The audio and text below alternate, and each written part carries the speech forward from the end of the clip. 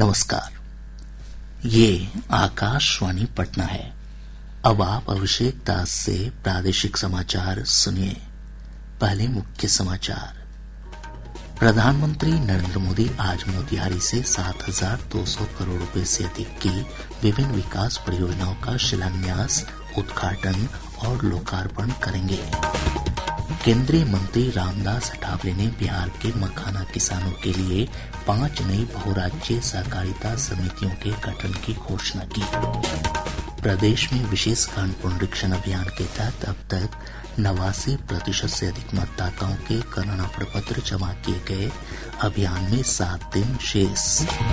और राज्य के दक्षिणी हिस्सों तथा झारखंड में हुई भारी बारिश के बाद गयाजी, जहानाबाद और नालंदा जिले के कई गांव बाढ़ की चपेट में। अब समाचार विस्तार से। प्रधानमंत्री नरेंद्र मोदी आज 1 दिवसीय दौरे पर मोतिहारी आ रहे हैं। श्री मोदी 7,200 करोड़ रुपए से अधिक की विभिन्न विकास परियोजनाओं का शिलान्यास, उद्घाटन और लोकार्पण करेंगे।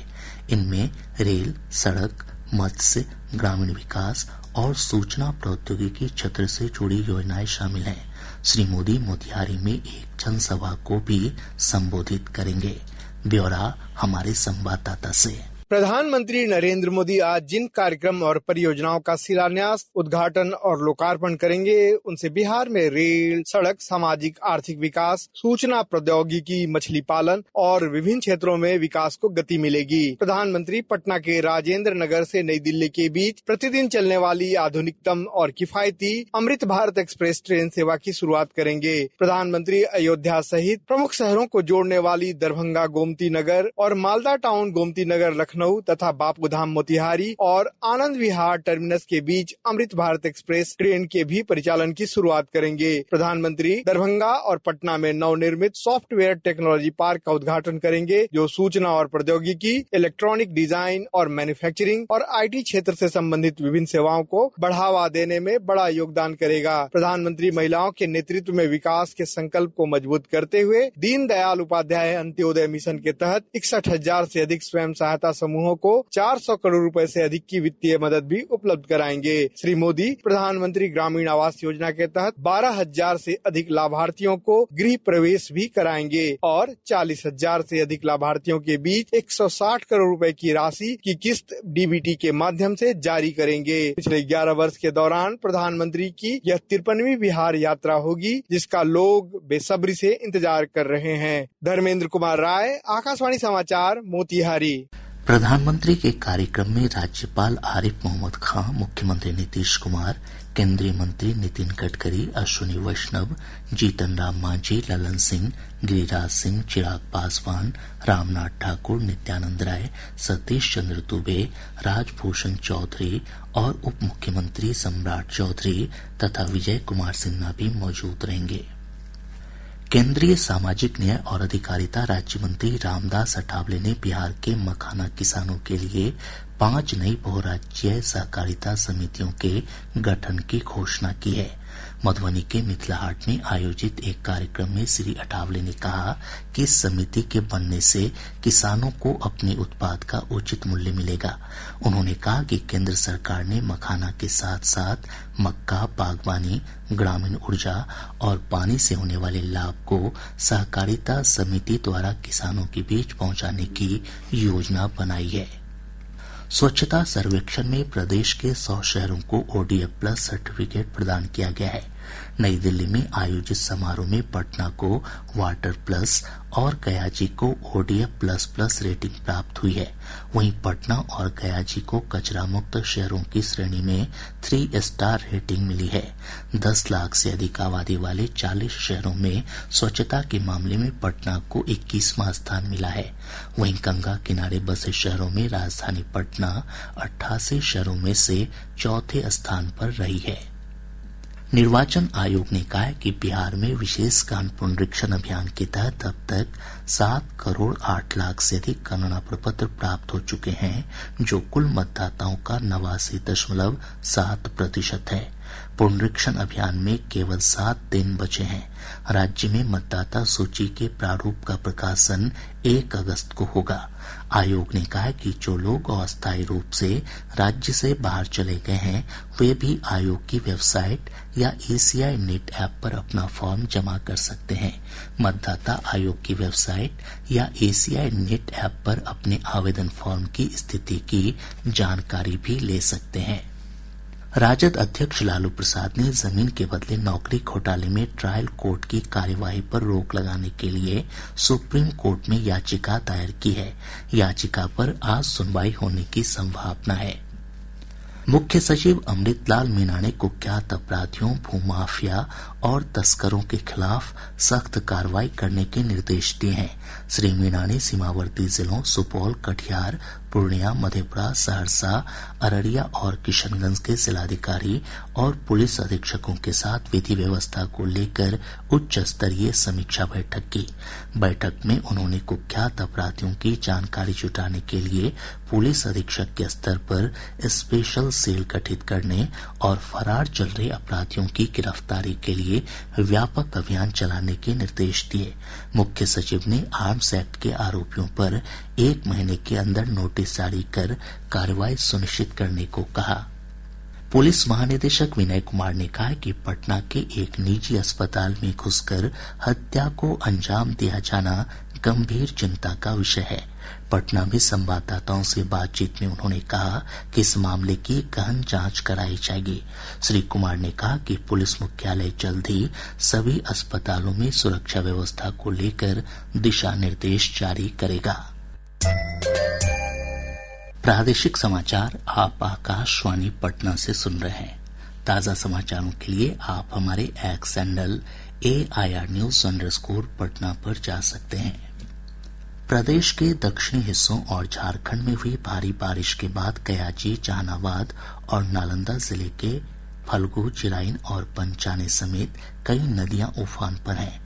नालंदा के पिंड, एकंगरसराय और बिहार शरीफ में कई जगहों पर तटबंधों के क्षतिग्रस्त होने से दर्जनों गांव बाढ़ की चपेट में आ चुके हैं। जिले के पिंड में बेनार सकसोरा पथ पर मोहद्दीपुर के पास पानी का तेज बहाव हो रहा है। वहीं एकंगर सराय में मीना बाजार से मंडात जाने वाली मुख्य मार्ग लाला बिघा पुल के पास लगभग 50 फीट में क्षतिग्रस्त हो गई है। इसके चलते शिवशंकरपुर, गिरैयापर, फरको सराय, कोनाई बिघा और पुल पर समेत कई गांवों में बाढ़ का पानी फैल गया है। बिहार शरीफ के भी कुछ हिस्सों में बाढ़ का पानी फैल चुका है।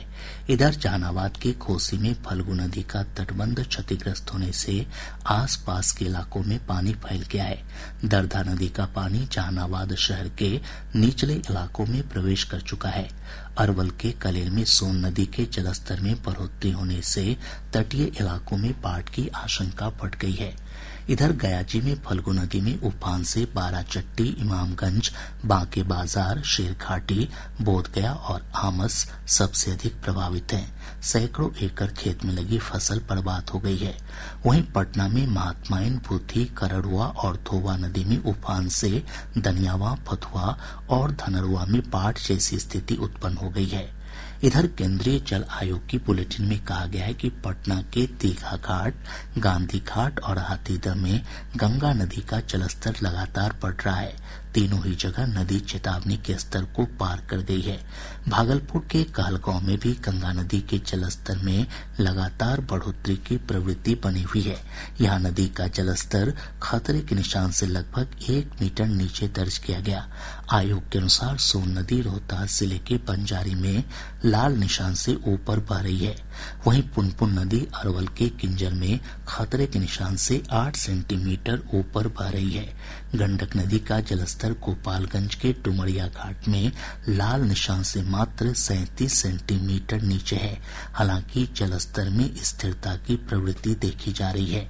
बागमती नदी मुजफ्फरपुर के बेनीबाद में अभी भी खतरे के निशान से ऊपर बनी हुई है। बूढ़ी गंडक नदी खगड़िया में और कोसी नदी सुपौल के बसुआ तथा खगड़िया के बलतारा में उफान पर है। प्रदेश में वज्रपात की अलग अलग घटनाओं में कल 14 लोगों की मौत हो गई, जबकि 15 अन्य गंभीर रूप से घायल हो गए। सबसे अधिक 4 लोगों की मौत शेखपुरा जिले में हुई है। वहीं भागलपुर और वैशाली में 2-2, जबकि नालंदा, आरा, जमुई, बांका और कयाची में वज्रपात की चपेट में आने से एक-एक व्यक्ति की मौत हो गई। इस बीच मौसम विभाग ने कहा है कि आज राज्य के अधिकांश हिस्सों में मौसम शुष्क बना रहेगा। शिक्षा विभाग ने राज्य के सभी विश्वविद्यालयों के शिक्षक, शिक्षकेतर कर्मी और सेवानिवृत्त कर्मियों के वेतन, पेंशन और सेवांत लाभ के भुगतान के लिए 3026 करोड़ रुपए जारी किए हैं। सबसे अधिक 444 करोड़ रुपए मगध विश्वविद्यालय के लिए जारी किए गए हैं। राज्य सरकार ने बिहार शिक्षा परियोजना परिषद में सृजित पदों के विरुद्ध काम कर रहे कर्मियों को 7वें वेतनमान का लाभ देने का फैसला किया है। परिषद के निदेशक मयंक बड़वड़े की ओर से इस संबंध में जारी आदेश में कहा गया है कि ऐसे कर्मियों को इस वर्ष अगस्त महीने से वित्तीय लाभ मिलने लगेगा। इन कर्मियों को भविष्य में भी अधिसूचित किए जाने वाले वेतनमान और अन्य देय सुविधाओं का भी लाभ मिलेगा। बिहार पुलिस में सिपाही चालक के 4361 पदों पर नियुक्ति होगी। इसके लिए ऑनलाइन आवेदन की प्रक्रिया 21 जुलाई से शुरू हो रही है।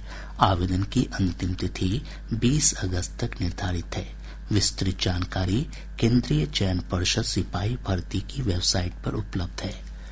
अररिया जिले की पॉक्सो अदालत ने एक नाबालिग लड़की के साथ दुष्कर्म के दोषी नदीम को 20 साल कारावास की सजा सुनाई है। पटना की एनडीपीएस अदालत ने गांजा तस्करी के मामले में 3 दोषियों को 12-12 वर्ष कारावास और 1-1 लाख रुपए अर्थदंड की सजा सुनाई।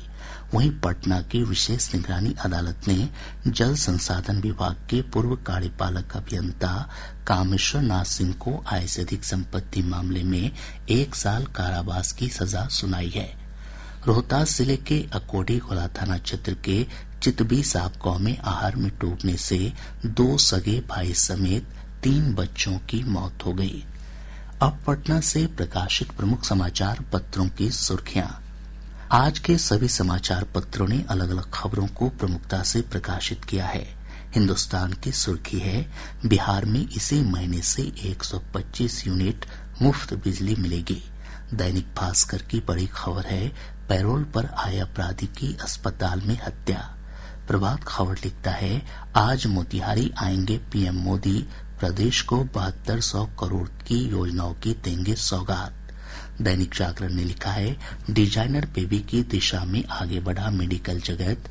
ब्रिटेन में 3 लोगों के डीएनए से पैदा हुए 8 बच्चे वंशागत बीमारियों से रहेंगे मुक्त। राष्ट्रीय सहारा लिखता है, मानसून सत्र को लेकर इंडिया गठबंधन की बैठक कल।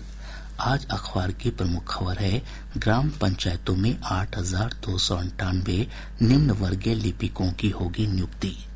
और अब अंत में मुख्य समाचार एक बार फिर। प्रधानमंत्री नरेंद्र मोदी आज मोतिहारी से 7200 करोड़ रुपए से अधिक की विभिन्न विकास परियोजनाओं का शिलान्यास, उद्घाटन और लोकार्पण करेंगे। केंद्रीय मंत्री रामदास अठावले ने बिहार के मखाना किसानों के लिए 5 नई बहुराज्यीय सहकारिता समितियों के गठन की घोषणा की।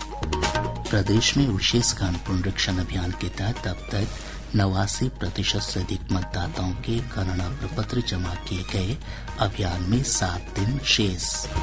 और राज्य के दक्षिणी हिस्सों तथा झारखंड में हुई भारी बारिश के बाद कयाजी, जहानाबाद और नालंदा जिले के कई गांव बाढ़ की चपेट में।